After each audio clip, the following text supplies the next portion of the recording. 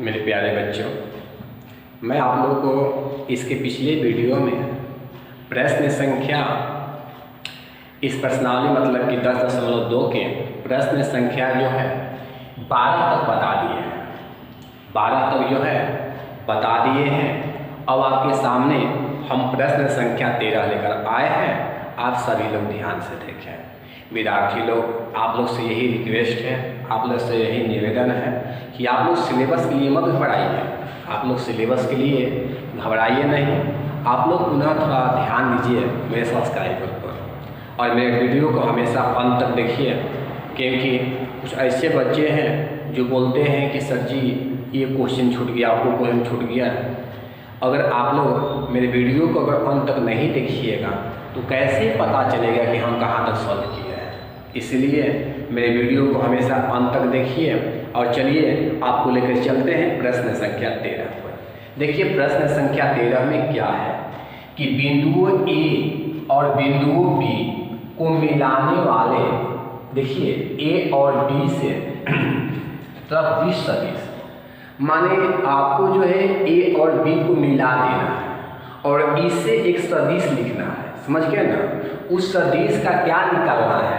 D को sign निकालना है।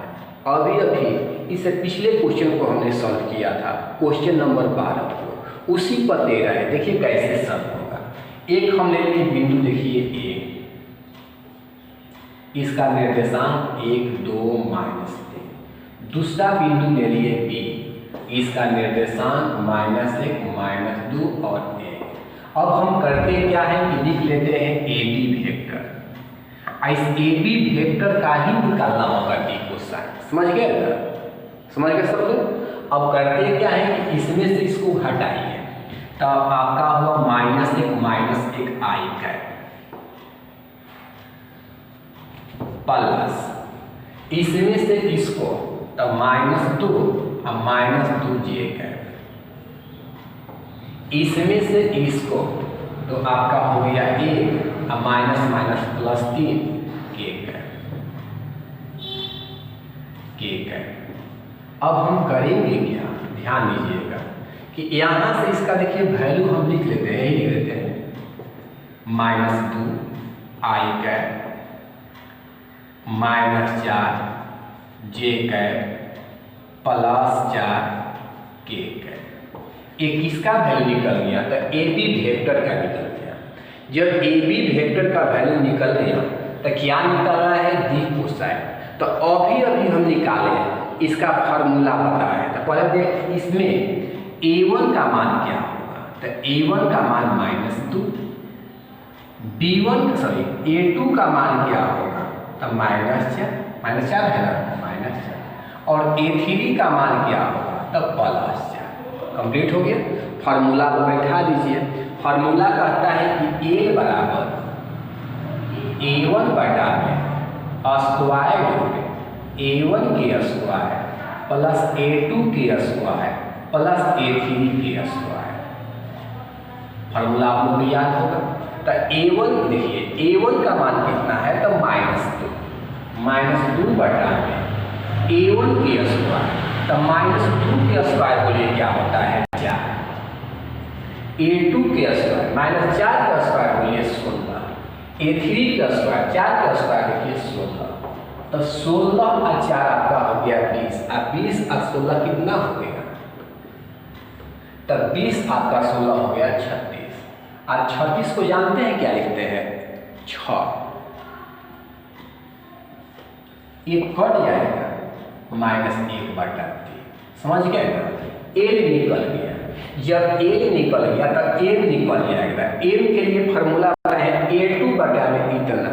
तो a2 बटा में इतना, तो a2 का मान कितना है? -4 और इतना का मान कितना निकला है? 6। कटा दीजिए -2 बटा में 3। जब m निकल गया तो m भी निकल जाएगा। तो m बताइए कितना होगा? तो m हो जाएगा a3 बटा में इतना। पता है पीछे फॉर्मूला में a3 बाई इतना। तो a3 में कितना है? तो a3 में आपको जो है क्या है? तो a3 में आपको जो दिया हुआ है 4 बटा में क्या है जी? तो 6। कट क्यों हो गया 2/3। तो देखिए इसका जो डी कोसाइन हो गया -1/3 -2/3 और 2/3, यही इसका जो है आंसर हो गया। कंप्लीट हो गया सब लोग को। अब हम बात करते हैं इसके अगले क्वेश्चन नंबर 14। दर्शाइए कि सदिश इतना मतलब आई कैप प्लस जे कैप प्लस के कैप अक्षोभ OX OY एवं OZ के साथ बराबर झुका हुआ है। तो देखिए कि लिखावट का बदल गया है कि एक वेक्टर दे दिया है इतना, लिख लेते हैं वेक्टर ए बराबर आई कैप जे कैप और के कैप। समझ गए ना? देखिए अब क्या है कि OX OY और OZ के साथ बराबर झुका हुआ है। तो देखिए बराबर झुकने की जब भी क्वेश्चन आ जाता है कि सिद्ध करें कि बराबर झुका हुआ है, तो इसके लिए क्या करेंगे, निकालेंगे वही डी कोसाइन। डी कोसाइन बताएगा कि बराबर झुका है कि बराबर नहीं झुका है। तो हम इसका निकालेंगे एल निकालेंगे, एम निकालेंगे और एन निकालेंगे। जब ए बराबर एन और बराबर एन, अगर तीनों के तीनों जो बराबर आ जाएगा, इसका मतलब क्या है कि ये बराबर झुका हुआ है। समझ गए ना? तो हमको एल निकालना होगा, फिर एम निकालना होगा, फिर एन निकालना होगा। तो चलिए हम निकालते हैं पहले एल। तो एल निकालने के लिए फॉर्मूला यहाँ एक तो है, एक है, एक है। तो 1/में स्क्वायर, 1 के स्क्वायर 1, 1 के स्क्वायर 1, 1 के स्क्वायर, मतलब कि 1/√3। जब एम निकाल दिए तो एम निकालेंगे। तो एम के लिए फॉर्मूला वही है कि A2/में इतना, तो 1/√3।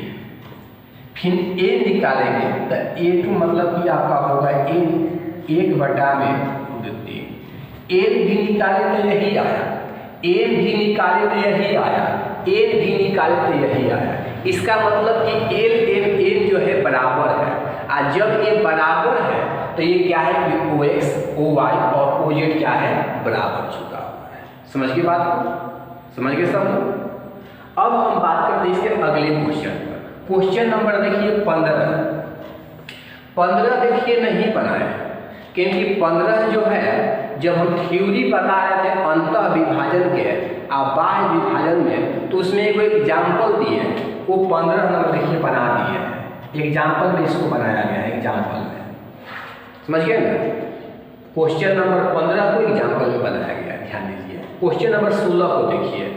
दो बिंदु इतना और इतना को मिलाने वाले सदिश का मध्य बिंदु ज्ञात करना है। अभी बताए थे कि मध्य बिंदु कैसे निकालते हैं। थ्योरी में मध्य बिंदु निकालने का तरीका है कि दोनों बिंदु के जोड़ के 2 से भागा, मध्य बीच वाला दोनों के जोड़ के 2 से भागा। तो ये P है, तो लिखिए वेक्टर A बराबर 2i 3j 4k, vector B बराबर 4i 1j -2k। जब निकालिएगा मध्य बिंदु,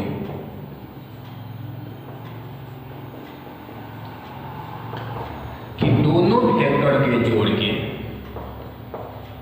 2 से भागा, तो इसमें करेंगे क्या कि दोनों के जोड़ के 2 से भागा देना है।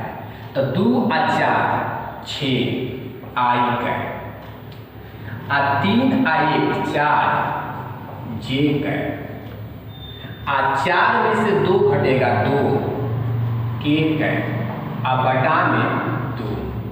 अब जो है इस सबको अलग अलग कर दीजिए, जो आएगा वही आंसर हो जाएगा। समझ रहे हैं ना?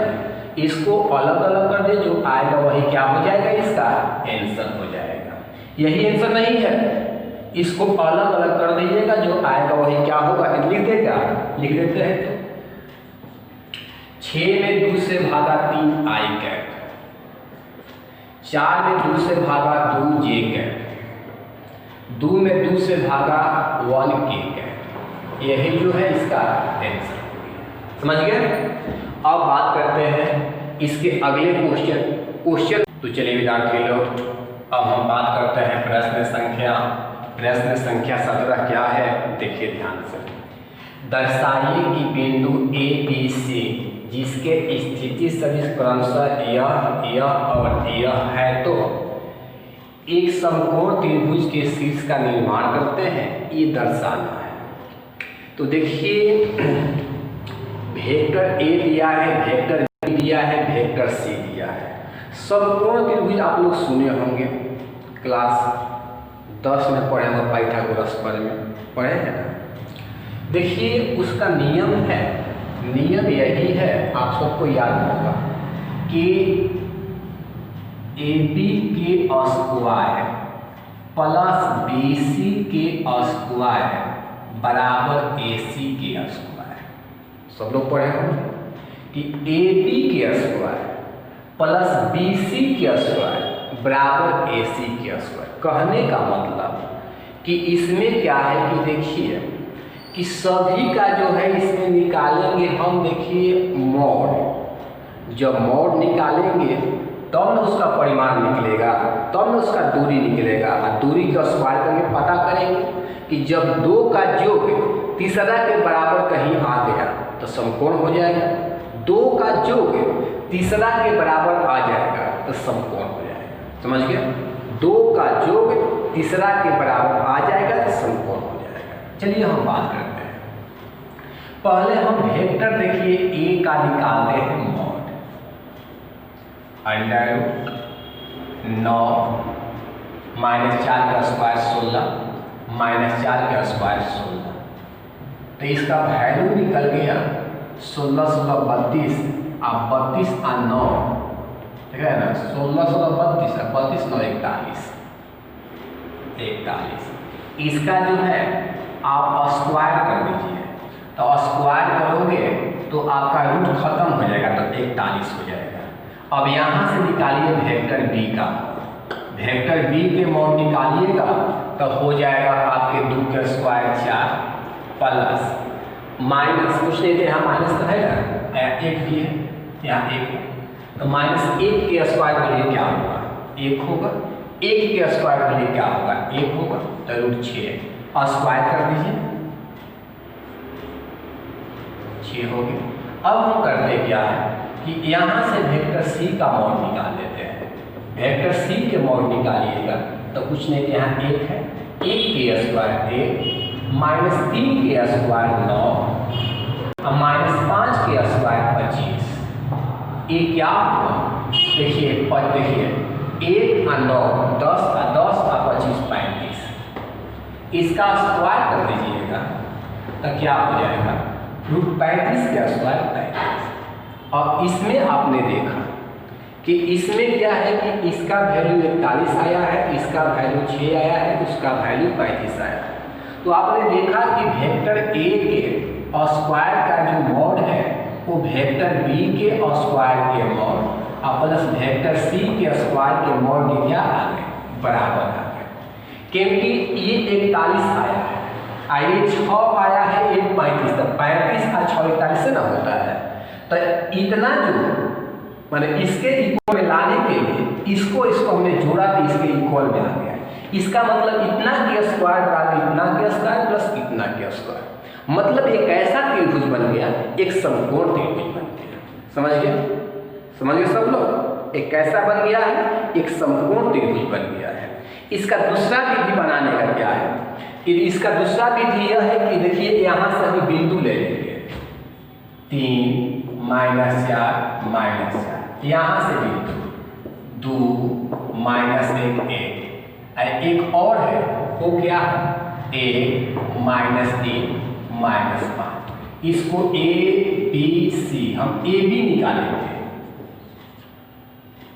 ए B vector, B C vector, फिर ए सी वेक्टर, और सबका जो है देखिए मोड निकालेंगे और फिर उसका स्क्वायर करेंगे और फिर उसको वही देखेंगे कि कौन किसके बराबर आया है। समझ गए? थोड़ा तो लंबा प्रक्रिया है, इसलिए शॉर्ट में हम इस तरह से बना सकते हैं। क्लियर है?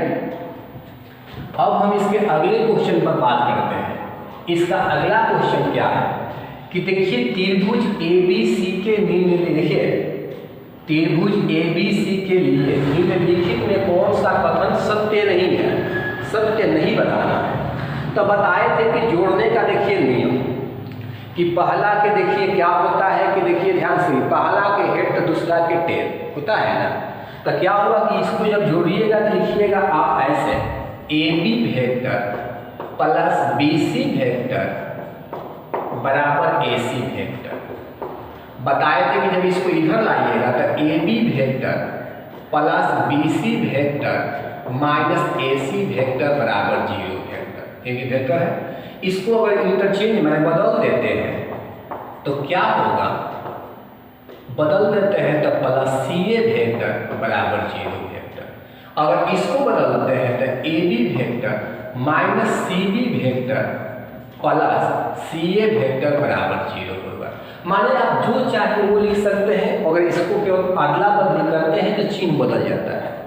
अब देखते हैं कौन सा ऑप्शन इसमें सही है कौन सा गलत है, क्योंकि बताना है कौन सा कथन सत्य नहीं है, कौन सही नहीं है।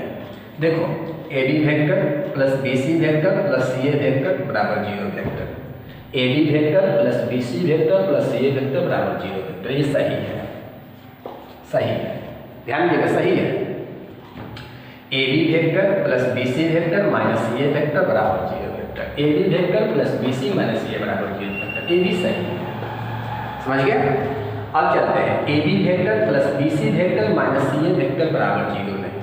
देखिए यही बात लिखा हुआ है दोनों, इसमें प्लस है तो सही हो गया, लेकिन माइनस से सही तो नहीं होगा, माइनस सही नहीं ना होगा। तो यही देखिए क्या है कि यही गलत है। समझ गए ना, यही क्या है, गलत है। ये भी मिला देख लीजिए AB vector minus CB vector plus CA vector बराबर 0 वेक्टर। तो कहने का मतलब इसका देखिए ऑप्शन कौन सा सही होगा, तो इसका ऑप्शन जो है सही होगा कौन सा, तो आंसर C, आंसर C। कौन सा कथन सही है, कौन सा कथन सही नहीं है, C जो है कथन सही नहीं है, मतलब कि गलत है, बाकी सब क्या है, सही है। क्लियर हो गया, पूरा क्लियर। तो अब हम बात करते हैं इसके लास्ट क्वेश्चन। लास्ट क्वेश्चन क्या है, इस नंबर क्या है जो कि लास्ट क्वेश्चन है, वो भी ऑब्जेक्टिव है, ध्यान दीजिएगा। यदि वेक्टर A और वेक्टर B दो समरेख सदिश है, समरेख होने के लिए समानांतर होना चाहिए, दोनों को क्या होना चाहिए, समानांतर होना चाहिए। ध्यान दीजिए, दोनों को समानांतर होना चाहिए। इसको दिशा से मतलब नहीं है, इसका दिशा विपरीत भी होगा तो भी समरेखीय होगा, इसका परिमाण छोटा या बड़ा भी होगा तो भी समरेखीय होगा। समझ गए आप लोग, क्लियर। कौन सा कथन जो है सही नहीं है, इसे बताएं कौन सा कथन सही नहीं है। ध्यान दीजिए, यह इसके बराबर है, यह इसके बराबर है। जब बराबर हो गया तो पक्का है कि दिशा, समझते हैं ना, और परिमाण मतलब बराबर होगा। बराबर तभी हो सकता है जब दिशा और परिमाण बराबर, समझते हैं ना। और जब दिशा और परिमाण बराबर तो उसको हम समान सदिश बोलते हैं, समान मतलब बराबर सदिश बोलते हैं। तो ये क्या होगा, समरेख होगा। तो समरेख होगा, तो जब समरेख होगा तो कहा गया कौन सा कथन सही नहीं है, तो ये तो कथन सही है। यहाँ देख लीजिए, यहाँ भी बराबर है, ये भी कथन सही। अब यहाँ देखिए वेक्टर A और वेक्टर B के क्रम, देखिए क्रमागत, इसका मतलब होता है क्रमशः। घटक समानुपाती, माने A और B का घटक अगर समानुपाती हो मतलब कि बराबर हो, A और B जो है अगर बराबर हो तो बताइए क्या समरेख नहीं होगा, समरेख होगा। तो A भी सही है। अब यहाँ देखिए दोनों सदिश वेक्टर A तथा वेक्टर B की दिशा समान है परंतु परिमाण भिन्न है, मैंने भिन्न भी है, तो बताइए क्या समरेख होगा कि नहीं होगा। आप सोचिए कि दोनों का दिशा एक ही होगा, एक का दिशा A वेक्टर A होगी, दूसरा का भी दिशा एक ही हो है, दोनों का दिशा एक ही और पॉजिटिव में। देखिए परिमाण भी क्या है, भिन्न भिन्न है, क्योंकि इसका देखिए लंबाई इतना है, इसका लंबाई इतना है, परिमाण भी भिन्न भिन्न है। तो क्या ये समरेख होगा, नहीं होगा, क्योंकि ये समानांतर नहीं है। और जब ये समानांतर नहीं है तो ये समरेख नहीं होगा। समझ गए ना। ये कभी समानांतर हो भी सकता है, ये नहीं करेंगे समानांतर नहीं होगा, ये समानांतर हो भी सकता है, क्योंकि आप इसको ऐसे भी तो दिखा सकते हैं, समझ गए ना, आप इसको ऐसे भी तो दिखा सकते हैं, आप इसको ऐसे भी तो दिखा सकते हैं, ऐसे भी तो दिखा सकते हैं, समझ गए ना। तो कभी देखिए समानांतर होगा, कभी समानांतर नहीं होगा। तो कहा गया है कि देखिए दिशा एक ही हो है, सबका दिशा एक ही हो है, लेकिन सब समानांतर नहीं है, इसीलिए संरेख नहीं है, समझ गए ना। तो कहा गया है कि कौन सा कथन सही नहीं है और कौन सा कथन सही नहीं है, तो आंसर समझ गए, क्लियर। अब फिर से बात रखते हैं कि वेक्टर ए और वेक्टर बी के क्रमागत घटक समानुपात, समान अनुपात में बात समझते हैं। जो घटक ए का होगा वही घटक बी का होगा, समान अनुपात से, मतलब बराबर अनुपात से, समान मतलब कि बराबर अनुपात से, समझते हैं ना। जहाँ बराबर की बात हो गया तो क्या होता है, तो होता है आपका संरेख। संरेख है, संरेख है, संरेख, तो क्या नहीं है, डी नहीं है, आंसर डी।